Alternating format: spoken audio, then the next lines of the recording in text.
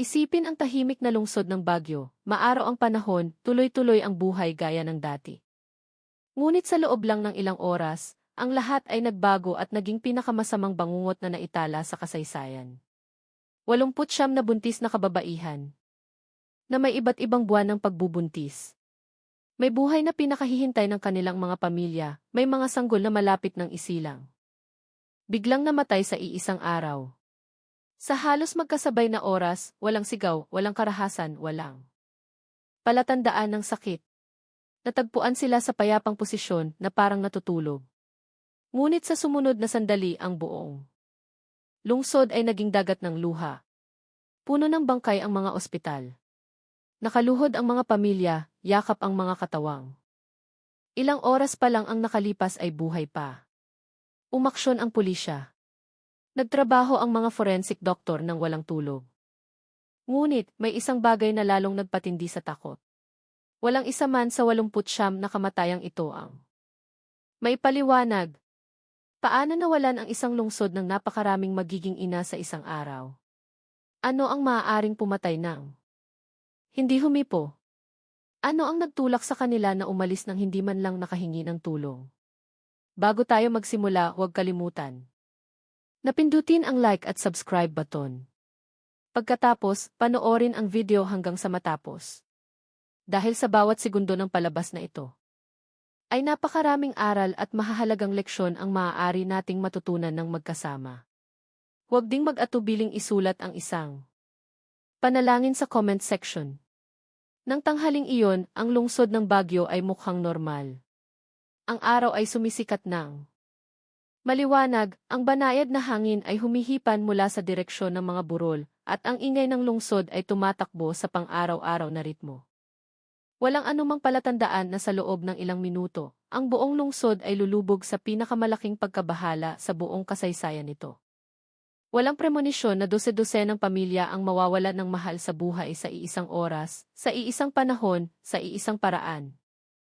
Nagsimula ang lahat sa isang tawag ng panik sa ambulansya. Isang batang buntis ang natagpuang walang hininga, malamig ang kanyang katawan. Ngunit ang kanyang mukha ay tila natutulog lang. Walang palatandaan ng sakit, walang palatandaan ng atake sa puso. Walang palatandaan ng trauma, patay lang. Ilang minuto ang lumipas, dumating ang pangalawang tawag. Pagkatapos ay ang pangatlo, pagkatapos ay ang pang-apat. At sa loob ng wala pang isa oras, nakatanggap ang pulisya ng higit sa 30 ulat ng kamatayan ng mga buntis na kababaihan mula sa iba't ibang lugar sa lungsod. Lahat ay nasa ikalawang trimester o namatay ng tanghali.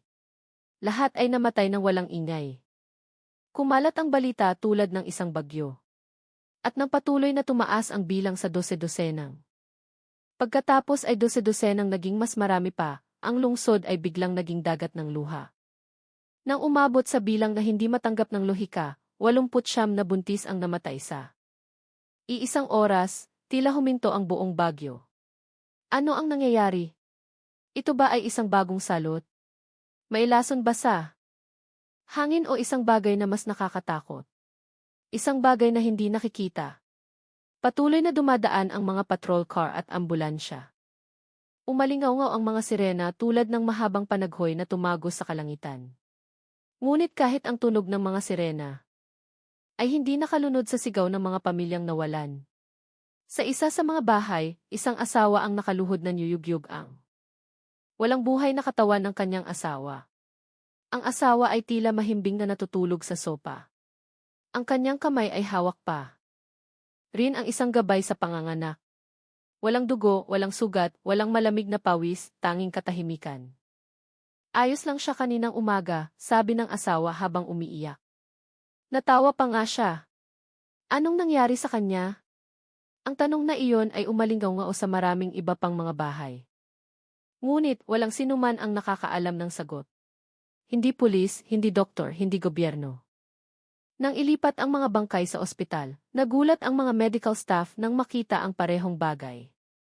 Walang isa man ang nagpakita ng palatandaan ng karahasan o sakit. Walang pamamaga, walang pasa.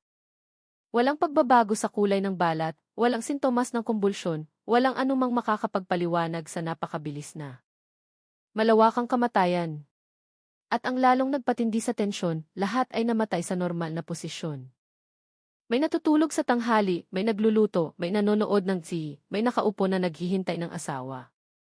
Tila hinaplos sila ng kamatayan ng marahan sa isang iglap nang hindi man lang binibigyan ng oras para malaman na ang buhay ay kinuha. Ang kamatayan ba ay maaaring maging ganoon kalambot o ang lambot na iyon ay isang takip para sa isang bagay na mas masama?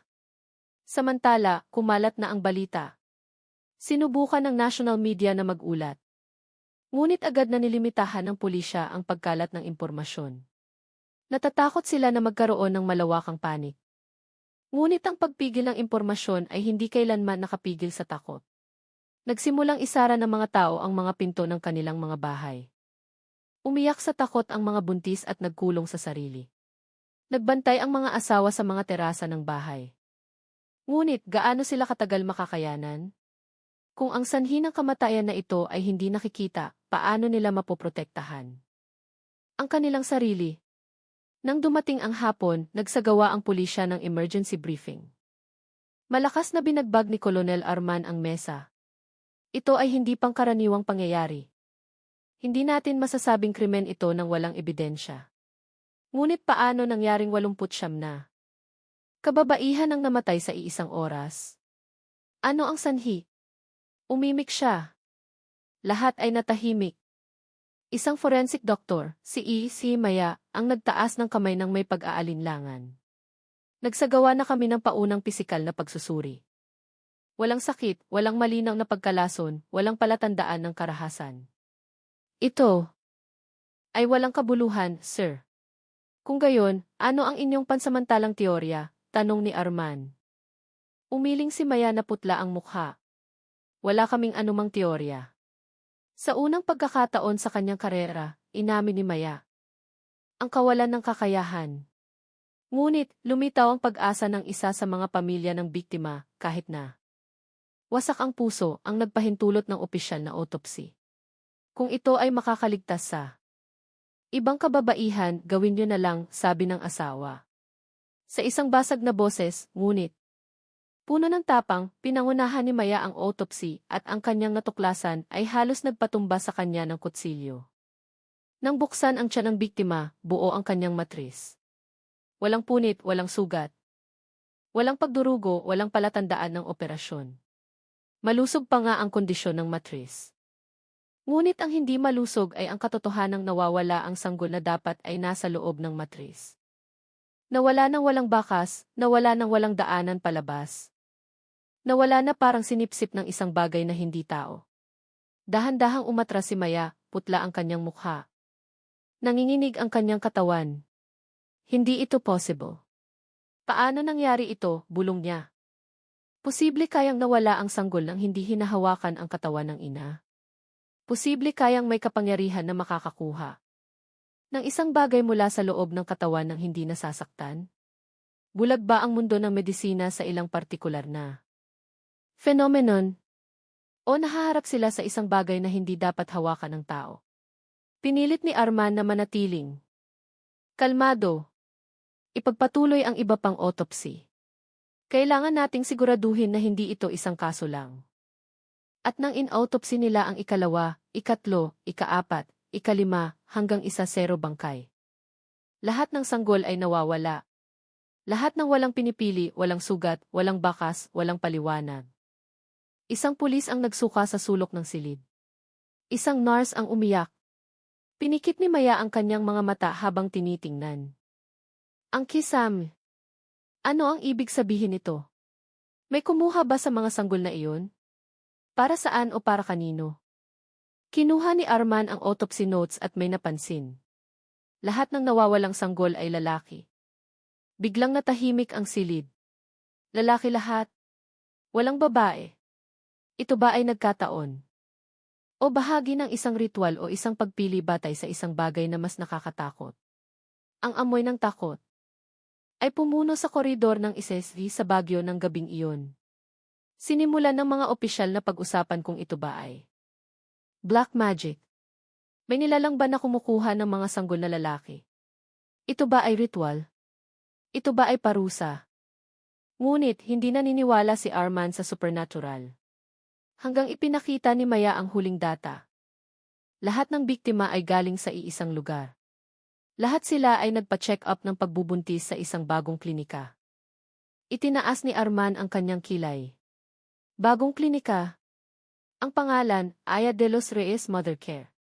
Ano iyon, klinika ng hilot? Hindi. Ang klinikang iyon ay pinamumunuan ng isang batang doktor na ang pangalan ay Aya de los Reyes. Kinunot ni Arman ang noo. Ano ang espesyal sa klinikang iyon? Iyon ang dapat nating alamin. Tiningnan ni Maya si Arman ng matagal dahil lahat ng biktima ay dumating sa klinikang iyon. Sa nakaraang linggo bago sila namatay. Sumabog ang tanong sa isip ng lahat. Alam ba ng doktor na iyon? Ang isang bagay. Sangkot ba siya o nagkataon lang na nasa loob siya ng bilog na ito? At lalong naging nakakatakot ang gabi nang sabihin ni Maya, ang klinikang iyon ay nagbibigay ng espesyal na promo. Sa mga buntis, lalo na sa mga nagbubuntis ng lalaking sanggol. Tinitigan siya ni Arman ng matalim. Paano niya nalaman na lalaki ang sanggol bago ang ultrasound? Hindi sumagot si Maya dahil masyado itong nakakatakot kung bibigkasin. At sa labas ng ospital, ang lungsod na nagluluksa pa rin ay dahan-dahang. Nilamon ng takot na mas madilim pa sa gabi. Dahil kumalat ang mga tsismis na ang mga buntis na mailalaking sanggol ay hinahanap ng isang bagay na hindi nakikita. Na may kapangyarihan na nangungolekta ng mga batang kaluluwa. Na may isang tao o isang bagay na nangangaso. At hindi pa alam ng lungsod ng bagyo na ito. Simula pa lang ang trahedya. Ang autopsy room ng Baguio General Hospital ng gabing iyon ay naging isang lugar na nagpapakaba. Ang mga neon lights na karaniwang maliwanag ay tila malabo na ngayon na parang sumisipsip ng takot na pumuno sa silid. Ang amoy ng pormalin na hinaluan ng malamig na hangin ay nagpapakaramdam sa bawat papasok na parang humahakbang sa ibang mundo. Isang mundo kung saan ang buhay, katawan, at misteryo ay magkakaugnay ng walang sagot. Nakatayo si Maya sa harap ng susunod na bangkay. Nanginginig ang kanyang mga kamay habang hawak ang scalpel. Nagsagawa na siya ng autopsy sa isa, 0 bangkay at sa bawat. Pagbubukas niya ng matris ng mga biktima, pareho ang resulta. Nawala ang sanggol ng walang bakas. Ngunit kahit alam niya ang kanyang matutuklasan, ang takot at pagkagulat ay patuloy na tumutusok sa tuwing nakikita niya. Ang kawalan. Pinagmasdan ni Arman mula sa likod ng salamin. Matigas ang kanyang mukha, ngunit ang kanyang mga mata ay nagpakita ng isang bagay na bihirang lumabas mula sa isang senior investigador. Kawalan ng kakayahan. Sigurado ka bang gusto mong ipagpatuloy? Tanong ni Arman mula sa intercom. Malalim na huminga si Maya. Hindi tayo dapat huminto. Ang tanging bagay na makakapagpaliwanag sa trahedyang ito ay nasa kanilang mga katawan. Ngunit nang gawin niya ang unang hiwa, isang mahinang boses ang tumawag sa kanya. Napalingon si Maya ng gulat. Akala niya boses ng isang kasamahang medikal, ngunit pala boses iyon ng isa pang pamilya ng biktima na naghihintay sa labas ng silid, isang matandang babae na kanina patahimik na umiiyak. Lumapit ang babae sa salamin ng autopsy room, nakatingin sa katawan ng kanyang manugang nang may matinding kalungkutan. Doktor, tulungan niyo po. Anong nangyari sa anak ko? Totoo ba? Totoo bang namatay lang siya ng ganoon? O may kumuha sa sanggol? Ang tanong na iyon ay tumusok ng mas malalim kaysa sa anumang kutsilyo sa autopsy. May kumuha sa sanggol na iyon. Bakit lahat ng pamilya ng biktima ay nagtatanong ng parehong tanong? Bakit hindi nila tinanong kung sino ang gumawa, kundi ano ang gumawa? Na parang sa loob ng kanilang puso, nararamdaman nila na ang trahedyang ito ay hindi mula sa ordinaryong kamay ng tao. Lumapit si Maya sa salamin, tinitigan ang mata ng babae. Hindi pa po namin alam, aling. Pero hahanapin namin ang sagot. Pinunasan ng babae ang kanyang mga mata at pagkatapos ay sinabi sa isang mahina ngunit matatag na boses, kung gusto ninyong malaman ang katotohanan, kailangan ninyong pilasin ang madilim na tabing na iyon, ineng. Dahil hindi ito ordinaryong pagpatay, hindi ito medical error. May mas malaki, mas madilim. Si Arman na nakakita sa interaksyon na iyon ay naggangalit ang ngipin. Tinanggihan niya ang lahat ng mistikal na pag-iisip. Ngunit maging siya ngayon ay hindi matanggihan ang katotohanan na walang lohikal na paliwanag para sa fenomeno ng nawawalang sanggol. Pagkatapos ng autopsy, umupo si Maya sa upuan at tinakpan ang kanyang mukha. Nanginginig ang kanyang mga kamay. Naging forensic siya sa loob ng 14 na taon. Nakakita na siya ng maraming nakakatakot na kamatayan. Ngunit hindi pa siya nakakita ng kamatayan ng walang sanhi na ganito. Hindi pa siya nakakita ng matris na walang sugat. Ngunit walang laman. Hindi pa siya nakakita ng pattern ng malawakang kamatayan na ganoon kasakdal. Masyadong perpekto. Pumasok si Arman sa kailangan nating mag-focus sa klinikang iyon, sabi niya. Tiningnan siya ni Maya. Paano kung ang sanhi ay hindi mula sa klinika? Paano kung ang doktor na iyon ay nasa maling lugar lang? Paano kung inaakusahan natin ang isang inosenteng tao? Tinitigan siya ni Arman ng matalim. Hindi nagkataon na 89 na kababaihan ang namatay at lahat sila ay dumating sa iisang klinika. At hindi nagkataon na lahat ng nawawalang sanggol ay lalaki. Natahimik si Maya. At hindi nagkataon na bagong bukas lang ang klinikang iyon 3 buwan na ang nakalipas, dagdag ni Arman. Ang 3 ay mga katotohanan na masyadong matalim para baliwalain. Ngunit hindi mapigilan ni Maya ang takot na sumasapi sa kanya. Mahina siyang nagsalita. Kung talagang sangkot ang doktor na iyon, ano ang kanyang dahilan? Bakit kailangan lalaking sanggol? Bakit kailangan kunin ng hindi pinapatay muna ang ina o kabaliktaran? Huminga ng malalim si Arman. Iyon ang aalamin natin. Ngunit kahit siya ay hindi pa lubos na naniniwala. Sa kanyang sinabi. Dahil may isang tanong na mas nakakatakot sa lahat. Paano nakuha ng doktor na iyon ang sanggol nang hindi hinahawakan ang katawan ng ina? Kinabukasan ng umaga. Dumating si Arman sa headquarters ng pulisya na may mukha na hindi mas maganda kaysa sa nakaraang gabi. Tinawag niya ang kanyang team at naghanda sila para sa pagsalakay sa IUDW Mother Care Clinic. Ngunit nang dumating sila, ang unang bagay na nagpahinto sa kanila ay ang tila laging perpekto.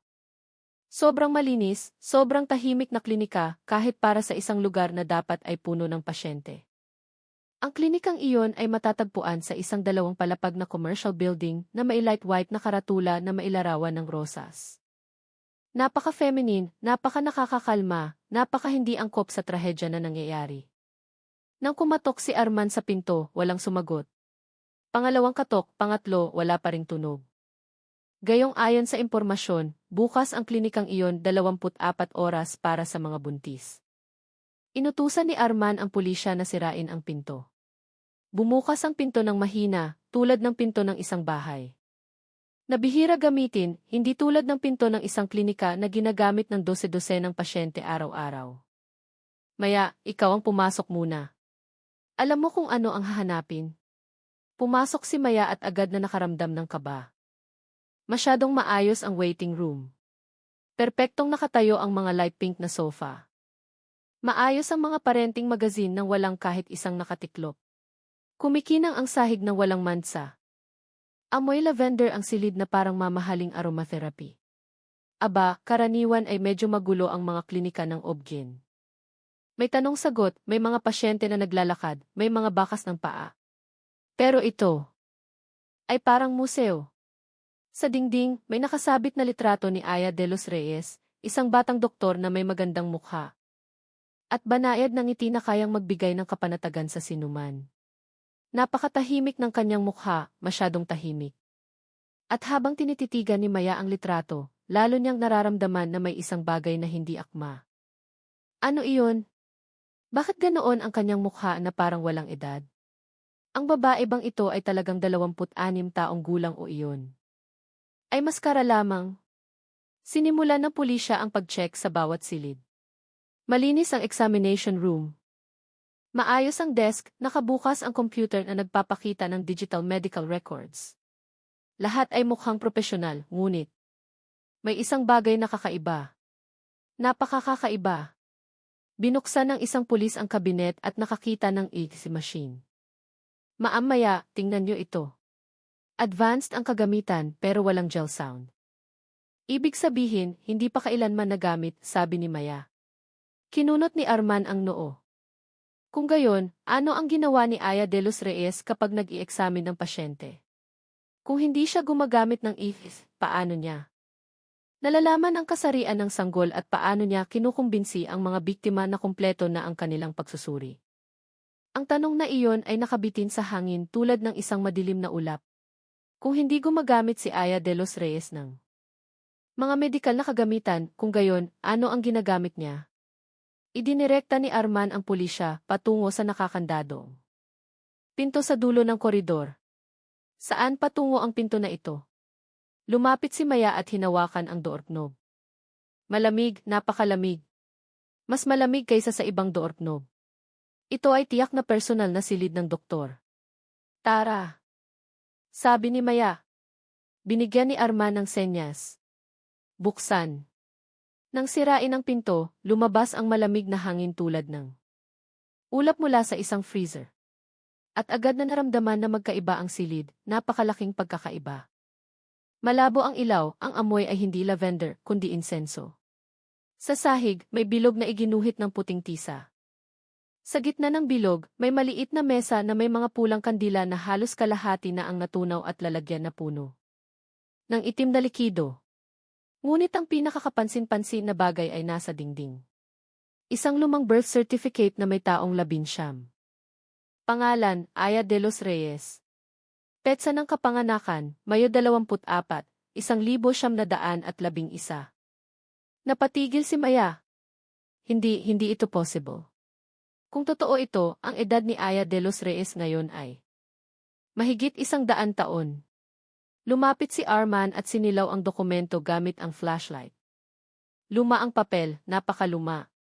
Hindi ito maaaring gawa lang ng computer. Isang pulis ang tumuro sa tala sa ilalim ng Certipico.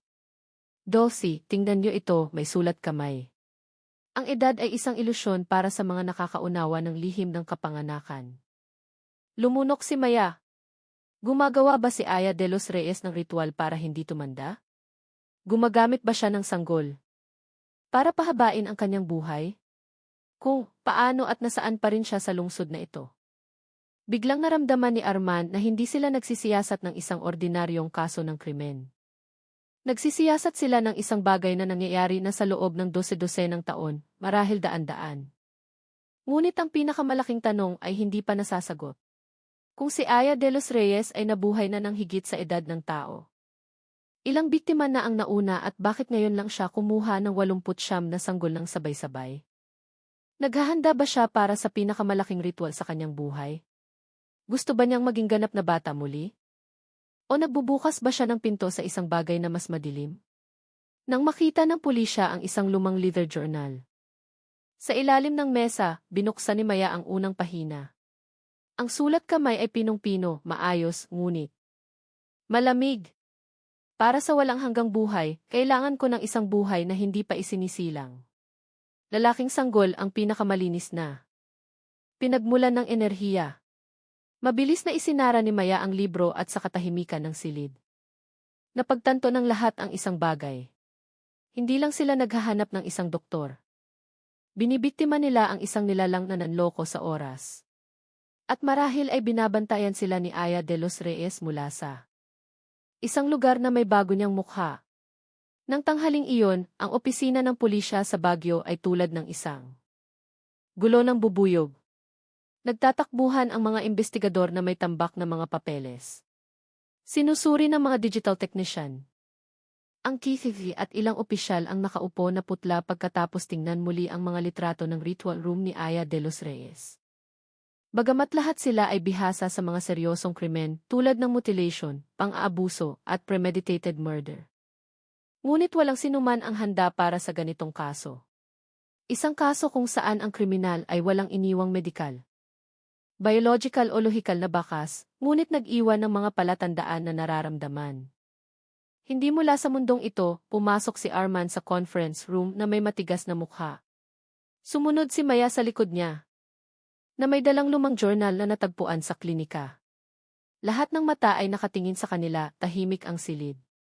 Tila Pati ang hangin ay pinipigilan ang hininga. Sige, sabi ni Arman na may mabigat na boses. Simulan natin ang susunod na pagsusuri. Maya, ipakita mo kung ano ang natuklasan mo. Inilagay ni Maya ang journal sa mesa. Mukhang marupok ang mga pahina. Na parang masisira kung hinawakan ng marahas. Ngunit ang sulat kamay sa loob ay hindi man lang kumupas. Na parang hindi apektado ng oras ang tinta. Hindi lang ito medical notes. Sabi ni Maya ng dahan-dahan. Ito ay isang ritual journal.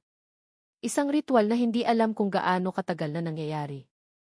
Binuksan niya ang pahina na may pulang ribbon. Nakasulat doon, ang kapanganakan ang unang pintuan patungo sa kapangyarihan. Ang sanggol na lalaki ay nagdadala ng liwanag ng buhay na hindi pa nadungisan ng mundo. Kung sino ang nagmamay-ari. Nang liwanag na iyon ay nagmamay-ari ng oras. Isang pangungusap na nagpalamig sa buong silid. Kinunot ni Arman ang noo. Ang sanggol ay nagdadala ng liwanag ng buhay. Ano ang ibig sabihin? Umiling si Maya. Hindi ako mystic. Ngunit kung titingnan natin ang mga katotohanan sa lugar, nagtagumpay si Aya de los Reyes na kunin ang sanggol mula sa katawan ng biktima nang walang iniwang sugat. Ibig sabihin, wala siyang ginamit na anumang medikal na pamamaraan. Yumuko si Arman. Kung hindi medikal na pamamaraan, kung gayon, anong pamamaraan? Ito ang nakakatakot na tanong, sagot ni Maya. Dahil ang sagot ay maaaring hindi mula sa mundong naunawaan natin. Nagkatinginan ang ilang pulis ng may pagkabahala. Hindi nila gustong maniwala sa supernatural. Ngunit pinilit sila ng ebidensya na tingnan ang direksyong iyon. Tinanong ni Arman, paano ang medical records ng pasyente? Sa computer ng klinika, mayroong uri ng data manipulation, paliwanag ni Maya. Lahat ng medical records ay nagpapakita ng normal na pagsusuri. Ngunit nang suriin ko ang metadata, huminto siya. Ano iyon? Tanong ni Arman. Ang metadata ay nagpapakita na ang mga file na iyon ay ginawa sa halos magkasabay na oras. Sa isang gabi, natahimik ang silid. Kaya, gumawa siya ng buong peking medical history para sa 89 na pasyente, bulong ng isa sa mga investigador, sa isang gabi lang. Hindi posible na ang isang ordinaryong tao ay makakabisado ang lahat ng detalye ng pasyente, makagawa ng ganoong kaayos na tala, at magawa ang lahat ng walang tulog, sabi ni Maya, maliban kung hindi niya kailangan matulog. At ang pangungusap na iyon ay nagpataas ng balahibo ng lahat. Kung totoo na si Aya de los Reyes ay mahigit 100 taong gulang na, kung gayon ay nalampasan niya ang biological limits ng tao. Ngunit may isang tanong na mas nakakapagpahaon, kung kaya niyang gumawa ng peking medical records ng madali. Kung kaya niyang kunin ang sanggol nang hindi hinahawakan ang katawan ng pasyente. Kung kaya niyang mabuhay ng higit sa 1 siglo, kaya ba talaga nila siyang mahuli? Habang nalulunod ang pulisya. Sa pagkalito, nakatanggap si Maya ng tawag mula sa isang hindi inaasahang tao. Isang babae na nagngangalang Dina. Miyembro ng pamilya ng isa sa mga biktima. Ang boses ni Dina sa telepono ay nanginginig. Doktora, kailangan ko pong makipag-usap. Kailangan ko pong ipakita sa inyo ang isang bagay. Ano iyon, Aling Dina? Bago po namatay ang kapatid ko, nakapagpadala pa siya sa akin ng voice message. Kakaiba po ang mensahe. Napakakaiba. Agad na hiniling ni Maya na dalhin ang nahanap sa istasyon ng pulisya. Nang dumating si Dina, putla ang kanyang mukha, maga ang kanyang mga mata. Ibinigay niya ang kanyang cellphone. Pinakinggan ni Arman ang voice message. Mahina ang boses ng biktima. Na parang may binubulong siya. Habang pinipigilan ang matinding takot. Kakalabas ko lang sa klinik ni Aya de los Reyes. Feeling ko may sumusunod sa akin. Nung chinek up ako, sandali lang niya hinawakan ang tiyan ko, pero sobrang lamig. Ang lamig ay parang tumagos. Hanggang sa buto. Ate, kung may mangyari sa akin, pakiusap, huwag mo na siyang pabayaan na hawakan ang sanggol ko. Hindi siya tao. Pinatay ni Arman ang recording. Lahat ay natigilan. Anong ibig sabihin ng hindi siya tao? Bulong ng isa sa mga pulis. At anong ibig sabihin ng lamig na tumagos hanggang buto? Tanong ng isa pa. Samantala, yumuko si Maya, putla ang kanyang mukha. Naramdaman ko ang parehong lamig nang buksan ko ang pinto ng ritual room. Malalim na huminga si Arman. Sige, magsasagawa tayo ng follow-up raid ngayong gabi. Check up natin ang kanyang personal na bahay. Nang gabing iyon, pinuntahan ng pangkat ng pulisya ang bahay ni Aya de los Reyes. Ang bahay ay nasa isang malawak, marangya at tahimik na exclusive subdivision. Walang ilaw na nakasindi, walang aktibidad, walang ingay. Ang unang impresyon ay sobrang malinis. Ang pangalawang impresyon ay sobrang tahimik. Ang pangatlong impresyon ay sobrang maayos. Na parang isang bahay na ginawa para ipagyabang, hindi para telhan. Nang sirain ng pulisya ang pinto, sinalubong sila ng malamig na hangin. Mas malamig kaysa sa ihi, mas malamig kaysa sa morgue. Sa sala, nakita nila ang isang malaking litrato ni Aya de los Reyes na nakasabit sa dingding. Sa litrato na iyon, mas bata siya kaysa sa litrato sa klinika. Hindi nagbago ang kanyang mukha. Maganda pa rin, banayad pa rin, ngunit may isang bagay sa kanyang mga mata. Isang bagay na walang laman. Parang isang buhay na manika. Bakit ang kanyang mukha sa lahat ng litrato ay hindi nagpapakita ng anumang palatandaan? Nang pagtanda, tanong ng isa sa mga pulis. Dahil hindi siya tumatanda, bulong ni Maya. Nagpatuloy sila sa paghahanap sa ikalawang palapag at nakita ang silid tulugan. Maayos ang kama ng walang gusot. Walang damit sa aparador, walang personal na gamit, walang bakas ng paninirahan. Na parang isang silid na pinalabas lang. Nakatinir ba talaga siya rito? Bulong ni Arman. O ginagamit lang niya ang lugar na ito bilang maskara? Nang buksan nila ang pangalawang silid, lalong lumakas ang lamig. Sa loob ng silid na iyon, iisa lang ang bagay, isang malaking salamin na 2 metro ang taas. Na may lumang gintong frame na puno ng masalimuot na ukit. Lumapit si Maya. Ngunit nang tinitigan niya ang kanyang refleksyon, may nakita siyang kakaiba. Sa refleksyon, pareho ang silid. Ngunit sa likod ni Maya ay tila may anino na nakatayo. Anino ng isang babae. Mahaba ang buhok, hindi malinaw ang mukha. Nakatayo ng walang galaw. Dosi, may problema ba? Tanong ni Arman. Umuwol si Maya. Hindi ito ordinaryong salamin. Tinitigan ni Arman ang salamin. Ang kanyang refleksyon ay mukhang normal. Walang ibang anino. Ang salamin na ito ay nagpapakita ng iba't ibang bagay sa bawat tao, bulong ni Maya. Ano ang gamit nito? Para bantayan, para magtago ng isang bagay, o para tumawag ng isang bagay? Ang tanong na iyon ay hindi nakahanap ng sagot ng gabing iyon. Sa ibaba, nakita nila ang pinto patungo sa basement. Tulad sa klinika, dobleng kandado ang pinto ng basement. Buksan, utos ni Arman. Sinira ang pinto at nang bumukas, umabante ang buong team ng pulisya ng isang hakbang. Ang basement room ay tila isang malakihang ritual room. Ang mga dingding ay tinakpan ng itim na tela. Ang mga pulang kandila ay nakaayos sa isang partikular na pattern at sa gitna ng silid ay may malaking mangkok na puno. Nang parehong itim na likido tulad sa klinika. Ngunit ang nagpatindi sa kabang nararamdaman sa silid na iyon ay ang mga bagay na nakasabit sa dingding, 89 na light blue na ribbon na may mga pangalan ng mga nawawalang sanggol. Na nakasulat sa bawat ribbon. Ngunit hindi iyon ang pinakanakakatakot. Sa ilalim ng rack ng kandila, mayroong isang bagong libro, isang libro na mas moderno kaysa sa lumang journal. Walang laman ang mga pahina maliban sa isang pangungusap. 89 na kaluluwa ang nakolekta. Unang ritual ay tapos na. Ang ikalawang ritual ay magsisimula sa susunod na full moon. Nagangalit ang ngipin ni Arman. Ano ang ibig sabihin nito? Ano ang ikalawang ritual? Mahinang binasa ni Maya. Ang unang ritual ay ang pagtanggal ng sanggol. Ang ikalawang ritual ay marahil para sa isang bagay na mas malaki. Marahil ay para sa pagbabago ng anyo. Marahil ay para sa muling pagsilang, sigaw ni Arman sa pagkabigo. Anong uri ng tao ang isisilang mula sa ritual na iyon? Ngunit tiningnan ni Maya ang libro ng may takot. Hindi tao, Arman. Marahil hindi tao. Nang umalis sila sa basement, sumigaw ang isang pulis mula sa sala. Sir, tingnan niyo ito. Sabay-sabay silang tumakbo patungo sa sala at nakita na bukas ng bahagya ang pinto sa harap ng bahay. Gayong ito ay sarado na kanina at sa sahig, sa mismong harap ng pinto.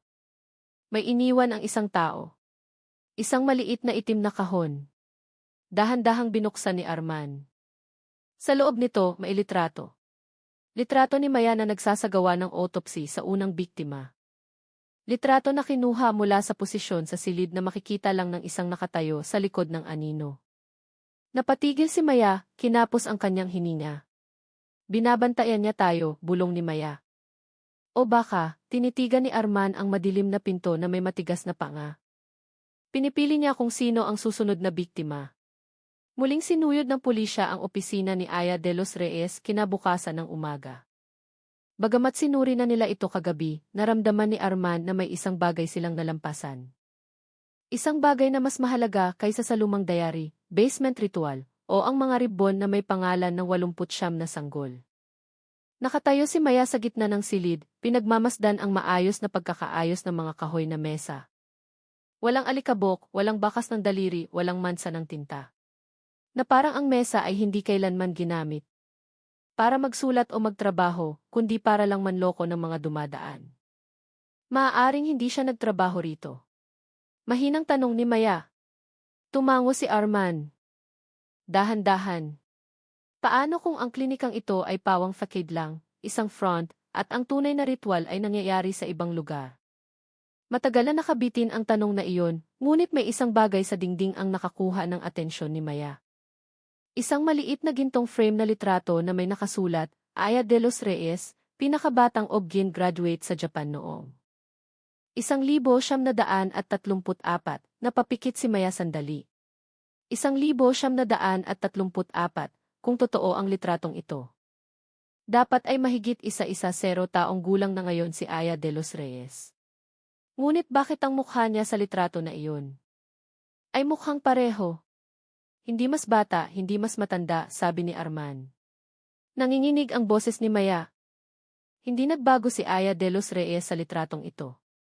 Magkapareho ang kanyang mukha sa promotional photo ng klinika. Kaya hindi lang siya hindi tumatanda. Lumunok si Arman. Hindi siya nagbago sa halos isang siglo. Kumagat si Maya sa labi. Hindi posible ang tao na ganoon. Walang medical procedure na kayang pigilan ang ganap na pagtanda. Walang ganoong teknolohiya sa mundong ito. Kung hindi medikal, sagot ni Arman. Kung gayon, ano ang nagpapanatili sa kanya na bata? Ano ang ginagawa niya sa mga sanggol na iyon? Ang tanong na iyon ay naging malamig na hangin na pumuno sa silid. Sa katahimikan na iyon, isang pulis ang tumawag, Sir, nakakita kami ng lihim na kabinet. Nagmamadaling lumapit si Arman at Maya. Maayos na nakasara ang kabinet, nakakabit sa dingding, sobrang nakatago kaya halos hindi makita. Nang buksan, sumisigaw na amoy ang tumusok sa kanilang ilong, parehong amoy mula sa ritual room sa basement. Ngunit ang laman ng kabinet na iyon ay mas nakakatakot. May daan-daang litrato ng mukha ng mga babae. Mula sa iba't ibang panahon, mga babae mula sa panahon ng kolonyal. Mga babae na may hairstyle ng mga taon. Mga modernong babae. Sa bawat litrato, ang mga mukha ay tila nakangiti. Ngunit, ang ngiti na iyon ay tila pinilit. Na parang hindi sa kanila. Sa ilalim ng litrato, may sulat kamay.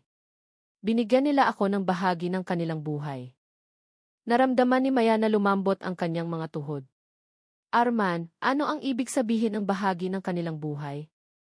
Tanong ni Maya. Umiling si Arman nang walang sagot. Ngunit lumitaw ang pangalawang tanong. Ang mga babae bang ito ay biktima rin ng ritual? Kinuha rin ba ni Aya de los Reyes ang isang bagay mula sa kanila? Ibig sabihin ba nito ay nagsagawa na si Aya de los Reyes ng ritual ng daan-daang beses sa loob ng 12-dosenang taon? Hindi pa sila nakapagproseso ng sagot ng sumigaw ang isang pulis, Sir, nakakita kami ng video. Ang video ay nasa isang maliit na laptop na konektado sa otomatikong password. Ang mga file na may pangalang bagong kapanganakan yugto 1 at 2 ay nakasulat sa screen. Pinindot ni Arman ang play button. Nagpakita ang screen ng isang madilim na silid na nililiwanagan ng mga pulang kandila. Nakatayo si Aya de los Reyes sa gitna ng silid na may itim na kasuotan. Ang kanyang mukha ay napalibutan ng mga gumagalaw. Naanino? Umiti siya sa kamera. Ako si Aya de los Reyes at nabuhay na ako sa loob ng 113 taon. Ngayon, humahakbang ako sa ikalawang yugto. Ang kanyang boses ay malumanay ngunit malamig. Napakalamig. Upang magsimula ng bagong kapanganakan, kailangan ko ng 89 na batang kaluluwa. Kaluluwa ng lalaki. Ang kanilang enerhiya ay magkakaisa ng bagong katawan para sa akin. Kinapos si Maya sa paghinga. Bagong katawan, bulong niya. Nagpatuloy si Aya de los Reyes. Ang katawan na ito ay lumampas na sa kanyang limitasyon sa oras. Kailangan kong muling isilang upang makapagsimula muli ng aking buhay sa mundo na hindi kailanman naunawaan ang aking agham. Pagkatapos ay ngumiti siya sa paraan na nagpatindig ng balahibo. At para doon, kailangan ko ng isang huling bagay. Umusad si Arman. Ano iyon? Tiningnan ni Aya ang kamera na parang tinitigan sila ngayon. Kailangan ko ng isang babae na nakakaintindi ng katawan ng tao nang mas mahusay kaysa sa sinuman. Napatigil si Maya. Doktora, patuloy ni Aya de los Reyes sa video na makakatulong sa akin na mabuhay muli. Tiningnan ni Arman si Maya na nanlalaki ang mga mata. Maya, pinag-uusapan ka niya. Umatras si Maya habang tinatakpan ang kanyang bibig. Hindi possible. Paano niya nalaman na kasama ako sa investigasyong ito? Wala pang sagot nang biglang namatay ang lahat ng ilaw sa buong silid. Madilim. Umalingaw-ngaw ang alarm ng istasyon ng pulisya. Nagpanik ang pulisya. Sumigaw si Arman, lahat ng alerto. Manu-manong buksan ang flashlight. Sa dilim, may narinig na gumagalaw sa sulok ng silid. Isang mahinang boses ng babae. Naghintay na ako sa inyong lahat. Sinila ng pulisya ang flashlight at sa dingding, nakita na gumalaw ang litrato ni Aya de los Reyes. Ang ngiti sa litrato ay nagbago, hindi na malumanay, kundi nakanganga na parang bibig na handang lumamon ng sinuman. Natitingin dito. Nanginig si Maya. Hindi ito possible. Hindi gumagalaw ang litrato. Ngunit ang ibabaw ng litrato ay parang balat na humihinga. Nasa gitna ninyo ako, bulong muli ng boses na iyon. Pinalibutan ng pulisya ang silid. Walang sinuman. Walang bukas na pinto, walang basag na bintana. Ngunit biglang bumalot ang malamig na hangin sa liig ni Maya mula sa likod. Na parang may nakatayo doon. Nakayuko, sumisipsip ng amoy ng kanyang takot. Pinikit ni Maya ang kanyang mga mata, matigas ang kanyang katawan. Aya de los Reyes, bulong ni Arman. Nandito ka ba? Ang mahinang boses ay sumagot. Wala, pero halos handa na ang bago kong katawan. Biglang nagsindi muli ang lahat ng ilaw. Bumalik sa normal ang litrato ni Aya de los Reyes. Walang anuman sa likod ni Maya. Ngunit, lahat ay nakaramdam ng parehong bagay. Wala pa nga siya, ngunit papalapit na siya. At nagsimula na ang kanyang ikalawang ritual. Nang gabing iyon, ang istasyon ng pulisya ay naging bunker ng takot. Ang bawat sulok ng silid ay tila binabantayan. Ang bawat hakbang ay tila umalingaw-ngaw ng masyadong matagal. At ang bawat isa sa loob nito ay nakaramdam ng iisang bagay. Si Aya de los Reyes ay mas malapit kaysa dati. Nakatulala si Maya sa bangko ng meeting room. Ang kanyang mukha ay putla na parang walang dugo. Ang video kanina ay gumugulo pa rin sa kanyang isipan, ang pahayag ni Aya de los Reyes na tila direktang nakikipag-usap sa kanya.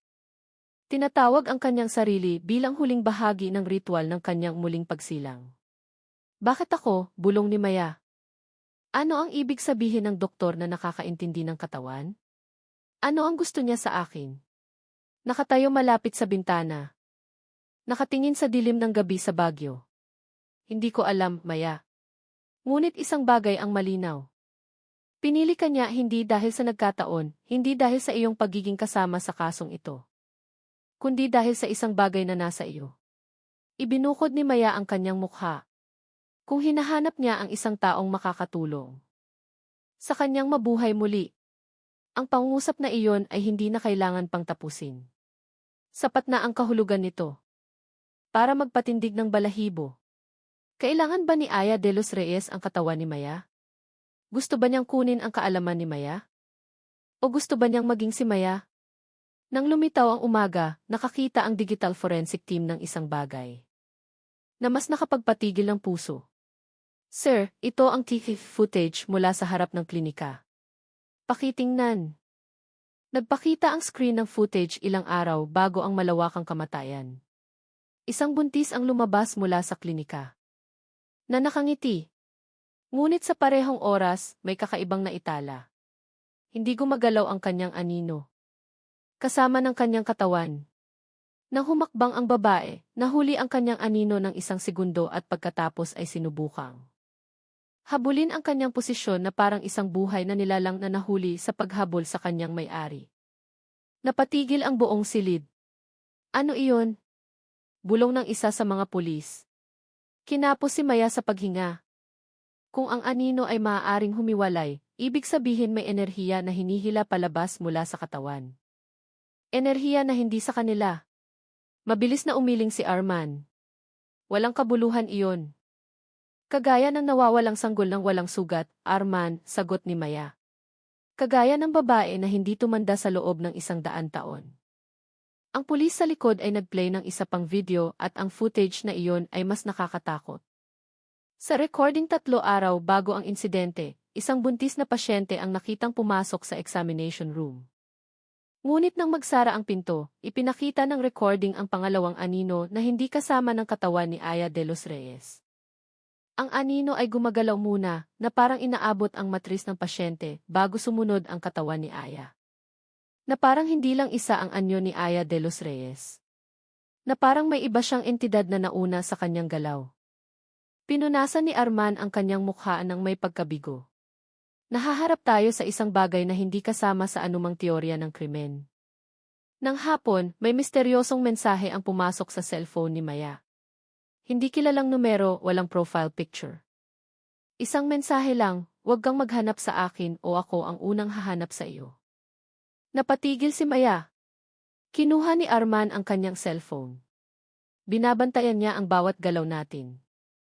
Alam niya kung anong file ang binuksan natin, anong video ang pinanood natin, kahit ang kanyang journal ay binasa natin. Tiningnan ni Maya ang paligid ng silid. Kung kaya niya tayong bantayan, marahil hindi lang siya ordinaryong tao na nagtatago. Kung gayon, ano siya, sigaw ni Arman. Ang tanong na iyon ay umalinggaw-ngaw. Tulad ng isang sigaw sa kuweba. Nang gabing iyon, napakalamig ng hangin sa Baguio. Dala ang amoy ng basang lupa at mayroon pa, isang bagay na hindi maipaliwanag ni Maya, isang amoy na parang insenso at dugo. Nang sabay, parehong amoy sa ritual room. Nakatayo si Maya sa maliit na balkonahe ng kanyang apartment. Pinikit ang kanyang mga mata upang pakalmahin ang kanyang sarili. Ngunit nang buksan niya ang kanyang mga mata, sandaling tumigil ang tibok ng kanyang puso. Sa balkonahe ng apartment sa tapat, nakatayo ang isang babae na may mahabang buhok na nakasuot ng puting damit. Nakatingin ng diretso sa kanya, lumunok si Maya. Hindi iyon. Nang sinilaw ng ilaw ang mukha ng babae, halos sumigaw si Maya. Ang kanyang mukha, ang mukha na iyon ay ang mukha ni Aya de los Reyes, mas bata, mas maganda, mas sariwa.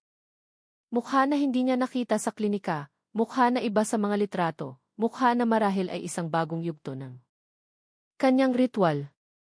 Itinaas ng babae ang kanyang daliri at inilagay sa kanyang labi, sumisenyas na tumahimik habang nakangiti ng pilipit. Isang ngiti na hindi kailanman nagkaroon ang tao. Tumakbo si Maya papasok sa silid. Isinara ang pinto ng balkonahe at nilock ang lahat ng access. Nanginginig ang kanyang katawan. Paano lumabas si Aya de los Reyes sa harap ng kanyang bahay? Bakit niya nahanap si Maya ng ganoon kabilis? Nagsimula na ba ang ikalawang ritual? Dumating si Arman 5 minuto lang pagkatapos tawagan ni Maya sa pagpanik. Sinuyod ng pulisya ang lugar. Ngunit nawala ang babae na parang hindi kailanman nagkaroon sa mundong ito. Maya, hindi ito nagkataon, sabi ni Arman. Nagpakita siya sa iyo. Gusto niyang makita mo ang kanyang huling pagbabago.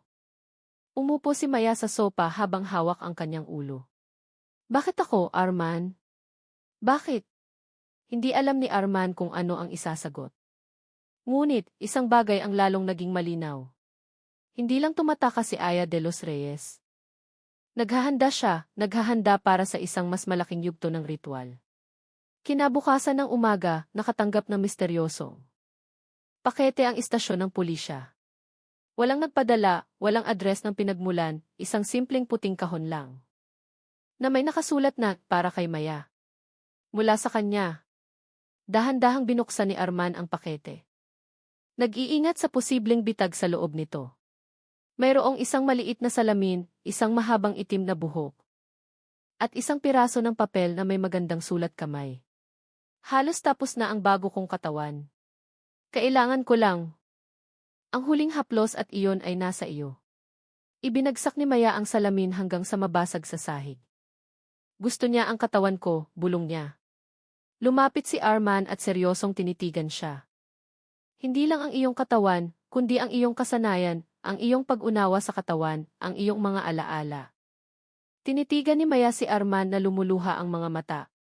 Kung gayon, paano natin pipigilan ang isang taong hindi namamatay, hindi tumatanda, na kayang nasa kahit saan, na kayang basahin ang ating iniisip bago tayo kumilos? Sumagot si Arman sa boses na halos hindi marinig. Iyon ang tanong na kahit ang bansa ay hindi handang sagutin. Ngunit, isang ideya ang pumasok sa isip ni Maya. Isang bagay na nagpatapla sa kanyang mukha. Arman, kung natapos na niya ang 89 na kaluluwa ng lalaki at kailangan niya ako, ibig sabihin halos tapos na siya. Ibig sabihin, nagsimula na ang ikalawang ritual. Tumango si Arman na may tensyon.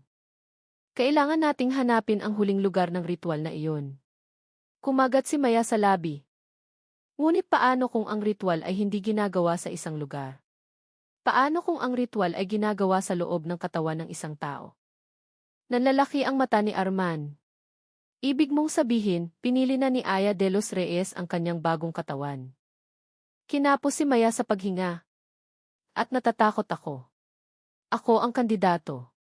Sa labas ng istasyon ng pulisya. Nagsimulang punan ng madilim na ulap ang kalangitan.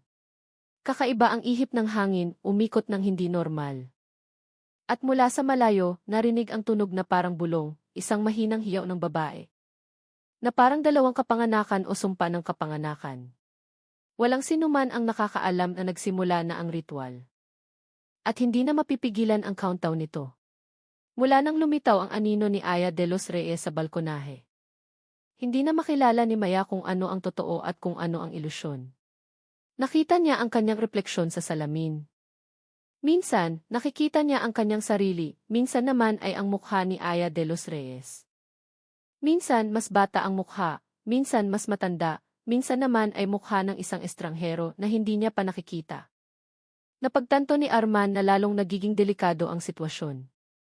Hindi lang pisikal na nanganganib si Maya, kundi pati na rin sa mental. Hindi ka dapat mag-isa, Maya, sabi ni Arman habang isinasara ang kurtina ng bintana. Simula ngayon, ililipat ka namin sa isang safe house. Safe house? Mapait na tumawa si Maya. Arman, paano tayo magtatago mula sa isang taong kayang lumitaw mula sa anino?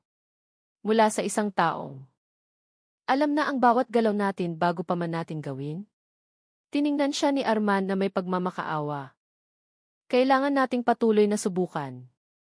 Ngunit umiling si Maya. Hindi niya ako hinahanap sa pamamagitan ng mata. Hinahanap niya ako sa pamamagitan ng enerhiya, sa pamamagitan ng katawan, sa pamamagitan ng anumang natitira mula sa ritual na iyon. At iyon ang pinakamalaking takot. Hindi kailangan ni Aya de los Reyes na hanapin si Maya dahil ang ritual mismo ang humihila kay Maya palapit. Sa istasyon ng pulisya, isang digital technician ang tumakbo papasok. Nakinakapos sa hininga. Sir, may nakita kami sa TV footage nitong nakaraang ilang oras. Lumapit si Arman at Maya. Nagpakita ang screen ng footage mula sa koridor ng istasyon ng pulisya. Walang laman ang koridor, walang dumaan. Ngunit, tila may anino na naglalakad sa harap ng kamera. Anino na walang katawan. Huminto ang anino sa mismong harap ng meeting room. Ang silid kung saan nakaupo kanina si Maya. Pagkatapos, dumikit ang anino sa dingding na parang isang madilim na mansa. At nawala sa bentilasyon. Naramdaman ni Maya na dumudugo ang kanyang dugo. Iyon ang anino ng isang nilalang na walang pisikal na katawan, bulong ni Maya. Idinagdag ng teknisyan, at ang galaw ng anino na iyon ay kapareho ng anino ni Aya de los Reyes sa lumang footage. Mahinang nagmura si Arman. Kaya hindi lang siya kayang lumipat ng lugar, kaya niya ring hatiin ang kanyang anyo. Tiningnan ni Maya ang screen, nanginginig ang kanyang katawan. Hindi niya hinati ang kanyang anyo. Nag-iwan siya ng bahagi ng kanyang sarili upang bantayan tayo. Isang bahagi na hindi nangangailangan ng katawan. Isang bahagi na hindi natin maaaring barilin o hulihin. Isang mas malaking tanong ang lumitaw na gumugulo. Kung ang anino niya ay kayang maglakad ng mag-isa, kung ang anino niya ay kayang bantayan si Maya. Kung ang anino niya ay kayang pumasok sa maliliit na butas, ligtas pa rin ba si Maya kahit sa nakasarang silid? Nang gabing iyon, sa wakas ay inilipat si Maya sa isang lihim na safe house. Ang lokasyon nito ay nasa gilid ng maliit na kagubatan, malayo sa sentro ng lungsod. Simpleng bahay na gawa sa kahoy na may mahigpit na pagbabantay. Isa-0 armadong pulis ang inilagay sa paligid. Ngunit hindi nakaramdam ng mas ligtas si Maya. Nakaupo siya sa kwarto ng safe house. Nalulunod sa dilim ng kanyang sariling kamalayan. Biglang nanginginig ang bintana, hindi malakas. Parang may humipulang mula sa labas. Dahan-dahang lumapit si Maya. Sandali niyang nakita ang kanyang sariling anino sa salamin. Pagkatapos ay umiti ang anino. Napatalon si Maya. Hindi ako iyon. Idinikit ng anino ang kamay sa kabilang bahagi ng salamin. Mahina ang galaw nito. Na parang nag-aanyaya, na parang tumatawag. Malapit na akong matapos, bulong ng anino ng walang tunog. Paano nagsasalita ang anino ng walang gumagalaw na labi? Hindi na nagkaroon ng pagkakataon si Maya na mag-isip. Nang narinig ang tunog ng katok sa pinto. Tok tok tok tok. Maya, ayos ka lang? Napatigil si Maya. Karaniwan, agad siyang bubuksan ang pinto. Ngunit may isang bagay. Nakakaiba. Ang katok ay walang ritmong tao. Ang katok ay masyadong mabagal, masyadong sinanay na parang imitasyon. Maya, buksan mo ang pinto. Ako ito. Inabot ni Maya ang doorknob. Ngunit bago niya buksan, may naalala siya. Palaging 3 beses na mabilis ang katok ni Arman. Palagi. Hindi ito katok ni Arman. Kung ikaw si Arman, sabihin mo ang pangalan ng nanay ko. Nanginginig ang boses ni Maya ngunit matatag. Walang sagot. Pagkatapos ay tumawa ang boses. Mahina, matalim, nakasakit sa tainga. Maya, lalong naging malumanay ang boses, mas matamis. Lumitaw ang mukha ni Aya de los Reyes sa siwang sa ilalim ng pinto. Isang bahagi lang, mata, labi. Hindi mo kailangan matakot. Mananatiling buhay ang iyong katawan. Pagkatapos kong gamitin. Napaatras si Maya habang pinipigilan ang sigaw. Nang tumakbo siya sa sulok ng silid, sabay-sabay na namatay ang lahat ng ilaw ng safe house at dahan-dahang nanginginig. Ang pinto ng kwarto na parang may humahagod dito ng mahabang kuko. Papasukin mo ako. Tinatakpan ni Maya ang kanyang mga tainga, umiiyak sa takot. Ngunit bago pa masira ang pinto. Narinig ang tunog ng putok at sigaw ng pulis mula sa labas. Bumaba, bumaba. May gumagalaw sa bubong. Pumasok si Arman kasama ang 2 pang pulis. Maya, kailangan nating umalis ngayon. Sa labas, ang safe house ay naging isang maliit na digmaan. Binaril ng pulisya ang isang anino na gumagalaw sa bubong. Ngunit hindi tinamaan ng bala ang anino. Tumagos ang bala sa kanya ng walang epekto. Hindi kayang barilin. Sigaw ng isang pulis. Tumalo ng anino at naging isang babae na nakasuot ng puting damit. Mahaba ang buhok na natatakpan ang isang bahagi ng kanyang mukha. Mukha siyang si Aya de los Reyes. Ngunit mas bata, mas putla, mas perpekto. Na parang natapos na niya ang kalahati ng kanyang ritual. Tiningnan ni Maya ang anyo na iyon at nanghina ang kanyang katawan. Nagsimula na siyang pumasok sa kanyang bagong katawan. Dahan-dahang lumapit si Aya de los Reyes kay Maya, hindi pinansin ang mga bala na pinutok ng pulisya. Maya, dumating na ang oras. Ang natitirang buhay mo ang magpapabuo sa akin. Itinulak ni Arman si Maya papasok sa tactical car. Gas, gas. Mabilis na umandar ang sasakyan sa dilim ng gabi. Iniwan ang safe house na ngayon ay puno ng mga sigaw at mahabang anino sa lupa. Ngunit, nakatingin lang si Maya sa rearview mirror. Nakatayo si Aya de los Reyes sa kalsada. Nakatingin sa sasakyan habang nakangiti. At sa ngiting iyon ay may pangako na halos hindi na makahinga si Maya. Hahanapin kita. Mabilis na umandar ang tactical car sa dilim ng gabi. Napatay ang sirena, pinatay ang ilaw. Para maitago ang posisyon. Ngunit alam ni Maya na walang ligtas na lugar sa mundong ito. Hindi kung ang humahabol sa kanya ay hindi lang tao, kundi isang nilalang na iniwan ang mundo ng tao. Mahigit 100 taon na ang nakalipas. Nakaupo si Arman sa tabi ng driver, hawak ang mapa at gift. Ililipat ka namin sa headquarters, sabi niya. Mula doon, ang estado ang magpapatuloy. Pinikit ni Maya ang kanyang mga mata. Kaya ba ng estado na talunin ang isang bagay na hindi kayang tamaan ng bala? Natahimik si Arman. Iyan ang tanong na kahit ang gobyerno ay walang sagot. Habang dumadaan ang sasakyan sa isang tahimik na kalsada sa labas ng bayan, biglang lumamig ang hangin. Nabuo ang ulap sa hininga ni Maya. Malakas na umugong ang makina ng sasakyan. Na parang ayaw umandar. Bakit bumagal ang sasakyan? Tiningnan ni Arman ang driver.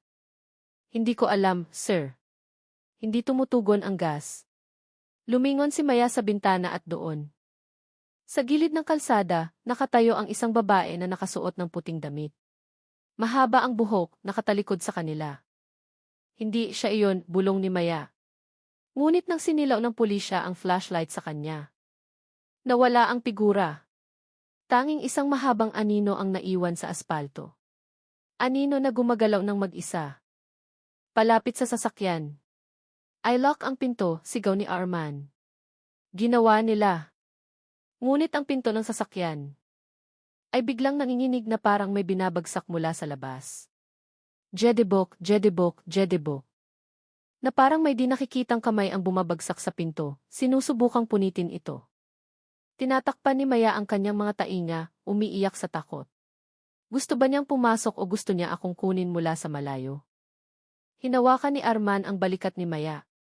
Poprotektahan ka namin. Tayo ay magkasama. Malakas na umalog ang sasakyan. Lahat ay natapon sa gilid. Umikot ang sasakyan ng ilang beses bago huminto sa gilid ng kagubatan. Patay ang ilaw, patay ang makina, walang tunog maliban sa malamig na hangin na sumisipol. Nahirapang buksan ni Arman ang pinto. Lumabas? Ngayon. Tumakbo si Maya patungo sa kagubatan kasama si Arman. Sumunod ang iba pang pulis. Sugatan ngunit buhay pa rin. Ngunit may kakaibang nangyari. Tila sinusundan si Maya ng mga anino ng mga puno. Hindi magkatapat ang kanilang mga anino sa katawan. Mas mabilis na gumagalaw ang mga anino na parang mailumalapit. Hindi ko kaya. Ang hininga ko. Napatigil si Maya. Nanginginig ang kanyang katawan. Binaliktad ni Arman ang kanyang katawan. Maya, focus. Hindi pa tayo malayo sa bayan. Ngunit tiningnan ni Maya ang kanyang mga kamay ng may takot. Arman, bakit sobrang lamig ng balat ko? Hinawakan ni Arman ang kanyang pulso at ang kanyang naramdaman ay nagpatapla sa kanya. Ang pulso ni Maya ay wala. Nagsimulang lumamig ang katawan ni Maya. Aya de los Reyes? Hindi, Maya. Huwag mong sabihin na nagsimula nang tumago sa iyo ang ritual na iyon. Tiningnan ni Maya si Arman na lumuluha ang mga mata. Hindi ko na nararamdaman ang katawan ko, Arman. Anong nangyayari sa akin? Bago sumagot si Arman. Isang mahinang boses ang narinig sa pagitan ng mga puno. Boses na napakapamilyar. Boses na naging bangungot. Maya. Maya, oras na para umuwi. Lumabas si Aya de los Reyes mula sa dilim.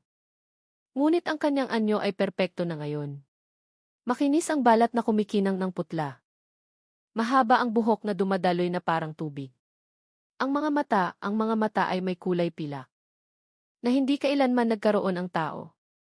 Hindi na siya mukhang isang doktor na 26 taong gulang. Mukha siyang isang bagay na bagong silang, mas bata, mas maganda, mas nakamamatay. Natapos ko na ang 89 na kaluluwa, sabi niya na may malumanay na ngiti. At ang bago kong katawan ay nangangailangan ng isang huling haplos. Ang iyong katawan, Maya. Itinutok ni Arman ang baril. Aya, huminto ka. Mahinang tumawa si Aya. Hindi ako kayang tamaan ng bala. Alam ninyo na iyan. Patuloy na bumaril si Arman at totoo. Tumagos ang bala sa kanyang katawan na parang usok. Umusad si Aya ng walang sugat, ng walang tigil. Hindi ba kayo interesado? Paano ako nabuhay ng mahigit 100 taon? Tiningnan niya si Maya. Ipinagpalit ko ang kaluluwa sa katawan. Ipinagpalit ko ang kinabukasan sa nakaraan. Ipinagpalit ko ang buhay ng iba para sa aking buhay. Nanginginig si Maya. Bakit ako? Bakit ako ang pinili mo? Lumapit si Aya. Ang kanyang mukha ay ilang pulgada lang mula kay Maya. Dahil mayroon kang isang bagay na wala ako. Ang iyong kasanayan, ang iyong pag-unawa sa katawan. At dahil ang iyong kapalaran ay nakasulat na. Bago ka pa isilang. Hinila ni Arman si Maya palayo. Umatras, umatras. Kailangan nating humingi ng tulong. Ngunit nang tumakbo sila, hinawi ng anino ni Aya ang lupa na parang isang itim na alon, hinabol sila. Sa imposible na bilis, halos matumba si Maya nang mabasag ang lupa sa ilalim niya. Na parang may humihila mula sa ilalim. Lumutang si Aya sa hangin nang hindi humahawak sa lupa. Walang sinuman ang makakapagtanggol sa iyo, Maya. Pinili ka na ng ritual. Sumigaw si Maya na nakayakap sa kanyang ulo. Bakit ako? Ano ang gusto mo? Itinaas ni Aya ang kanyang kamay at biglang. Hindi na nakatayo si Aya sa harap nila. Si Aya ay nasa loob na ni Maya sa pamamagitan ng anino na sumanib sa kanyang katawan. Ang katawan ni Maya ay umangat ng ilang sentimetro mula sa lupa. Bumalik ang kanyang mga mata, nagliliparan ang kanyang buhok. Nagpupumiglas siya, nagmamakaawa, Arman, tulungan mo ako. Tumakbo si Arman, sinusubukang hilahin ang katawan ni Maya. Ngunit, binato ng malamig na hangin ang kanyang mga kamay. Nagsalita si Aya sa pamamagitan ng katawan ni Maya. Ang kanyang boses ay umalinggaw ng 2 layer. Ang katawan na ito ay napakagaling. Malambot, matalino, dalisay. Sumigaw si Arman, bitawan mo siya, Aya. Ngunit, tumawa ang boses ni Aya. Hindi mo naiintindihan? Hindi ito labanan ng katawan. Ito ay muling pagsilang. Nanginginig ang katawan ni Maya ng matindi, lumuluha ang kanyang mga mata ng dugo. Pagkatapos ay natahimik ang lahat. Nahulog ang katawan ni Maya sa lupa. Tumakbo si Arman patungo sa kanya at niyakap siya. Maya! Maya, gising! Dahan-dahang binuksan ni Maya ang kanyang mga mata. Arman, ako. Ngumiti si Arman ng may ginhawa. Ngunit sa katahimikan na iyon, umiti pabalik si Maya. Isang ngiti na hindi sa kanya at ang kanyang mga mata, ang mga mata na iyon ay naging kulay pilak na kumikinang.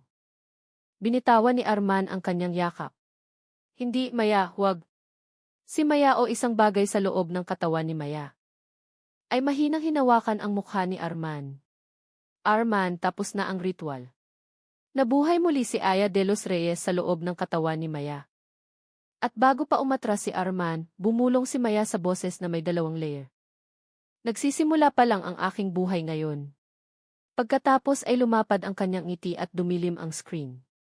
May mga kwento na hindi isinilang para pakalmahin. May mga kwento na hindi nilikha para magbigay ng ginhawa. May mga trahedya na lumilitaw hindi para saktan, kundi para buksan ang mata ng tao. Na ang mundong ito ay may panig na hindi natin gustong makita, ngunit hindi rin natin maaaring baliwalain. Ang trahedya ng 89 na buntis na namatay ng walang dahilan. Hindi lang ito isang kwento ng krimen. Hindi lang ito medikal na misteryo, lalo na hindi lang ito supernatural horror.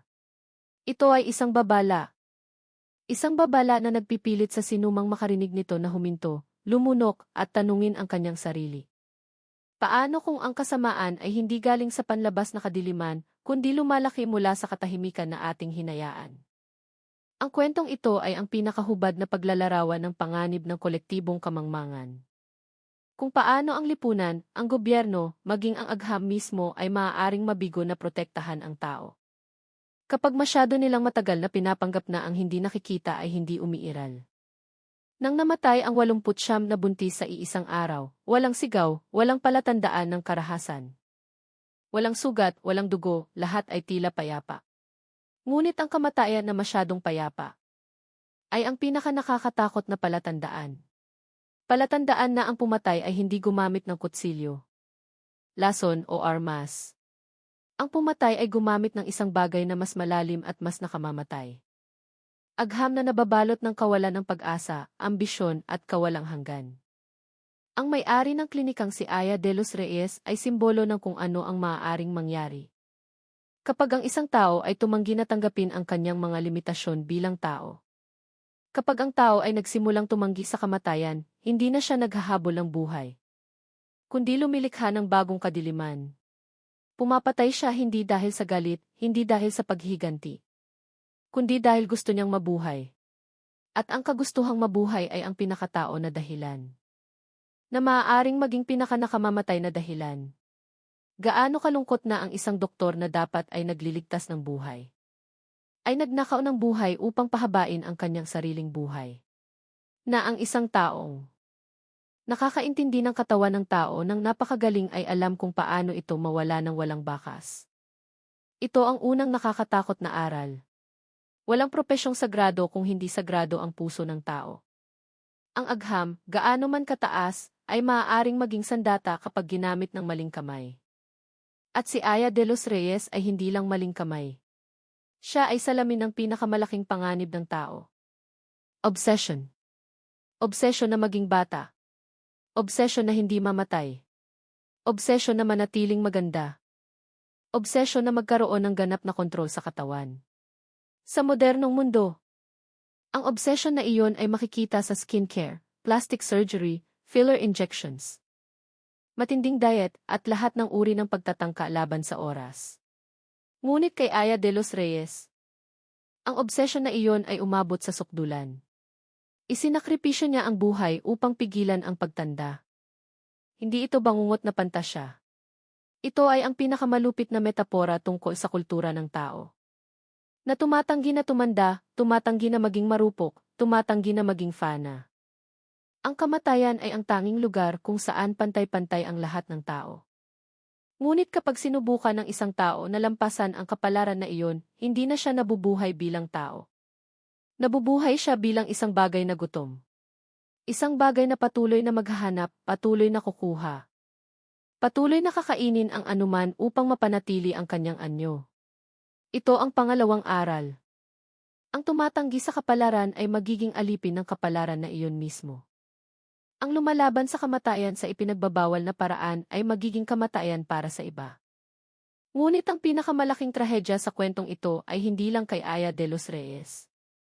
Hindi lang sa 89 na buhay ng kababaihan na iyon at hindi lang sa mga sanggol na nawala ng walang bakas. Ang pinakamalaking trahedya ay ang lahat ng ito ay nangyari dahil walang sinuman ang nakapansin. Sa mga palatandaan, nag-aalok ang klinikang iyon ng murang presyo. Palaging magiliw ang klinikang iyon. Palaging puno ang klinikang iyon. Palaging pinupuri ng mga pasyente at naniniwala ang lipunan ng walang tanong.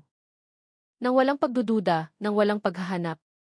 Ang tiwala ay isang sagradong bagay. Ngunit ang tiwala ng walang pagsusuri ay isang paanyaya sa sakuna. Maraming Aya de los Reyes sa mundong ito. Hindi sa supernatural na anyo o madilim na ritual, kundi sa isang anyo na mas totoo. Mga taong nanamantala sa tiwala ng iba. Mga taong nagmamanipula ng kahinaan. Mga taong nagtatago sa likod ng mabait at malumanay na mukha. At madalas tayong palaging nahuhuli sa pag-alam. Ito ang pangatlong aral. Ang tiwala ay isang pinto at kailangan mong palaging siguraduhin kung sino ang pinapayagan mong pumasok. Sa kwentong ito, isang tao lang ang talagang sumubok na ilantad ang katotohanan. Si Maya, isang forensic doctor na hindi naghahanap ng kapangyarihan, hindi naghahanap ng papuri, kundi naghahanap ng sagot. Ngunit, maging ang pinakamalinis na tao ay maaaring maging biktima. ng isang bagay na hindi nakikita. Nang naging target siya ng isang bagay na matagal nang nagbabanta sa kanya bago pa niya namalayan, pinili ni Aya de los Reyes si Maya hindi dahil sa nagkataon. Hindi dahil si Maya ay isang investigador, hindi dahil binuksan ni Maya ang autopsy. Pinili ni Aya si Maya dahil si Maya ay representasyon ng isang bagay na hindi niya kayang makuha sa pamamagitan ng ritual. Kaalaman, empatya at integridad. Si Maya ay larawan ng doktor na dapat na nakakaintindi ng katawan ng hindi naninira. Nag-aalaga ng hindi kumukuha, nag-aaral ng kamatayan upang protektahan ang buhay. At dahil doon, naging perpektong target si Maya. Ito ang pang-apat na aral. Ang kabutihan na walang proteksyon ay magiging biktima ng matalinong kasamaan. Ang maliwanag na integridad ay palaging mag-aanyaya ng kadiliman upang patayin ito. Ngunit ang pinaka-nakakatakot na aral sa lahat ng ito ay hindi palaging dumarating ang kadiliman. Nang malakas na tunog, kadalasan ay dumarating ang kadiliman ng may malumanay na kamay. Matamis na ngiti at mahinang boses na nakakakalma. Hindi kailanman sinisigawan ni Aya de los Reyes ang kanyang mga pasyente. Hindi niya kailanman pinilit sila, hindi niya kailanman ipinakita ang palatandaan ng panganib. Naroroon lang siya, malumanay, maganda, nakakakalma. At iyon ang dahilan kung bakit 89 na babae ang dumating sa kanya. Dahil ang pinakamalaking panganib ay hindi ang panganib na mukhang banta. Ang pinakamalaking panganib ay ang panganib na nagpapakaramdam sa atin na ligtas. Ang katapusan ng kwentong ito nang kunin ni Aya ang katawan ni Maya ay ang pinakamatindi na simbolo. Kung paano maaaring sakupin ng kadiliman ang tao kapag ang tao ay walang proteksyon. Higit pa sa agham. Hindi kayang iligtas ng agham si Maya. Hindi kayang iligtas ng batas si Maya. Hindi kayang iligtas ng armas si Maya. Dahil hindi nakikipaglaban si Maya sa tao. Nakikipaglaban siya sa isang nilalang na nag-aral ng tao sa loob ng mahigit isang siglo.